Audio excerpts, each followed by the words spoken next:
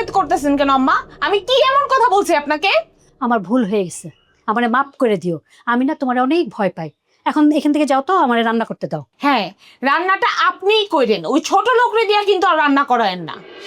আজকে রান্নাটা তুমিই করো না। হাহ, আম্মা, আমার না রান্না করে অভ্যাস নাই। আমি কোনোদিন আমার বাপের বাড়িতে রান্না করি নাই। আমার বাপের বাড়িতে 3-4 জন বান্দি আছে। এই যুগে না বান্দি পাওয়া অনেক কঠিন। তোমার বাবাকে বলো না আমাদের এখানে একটা বান্দি পাঠাই দিতে। আম্মা, আপনার সাহস কিন্তু অনেক বাড়ছে। আপনি আমার মুখে মুখে তর্ক করতেছেন।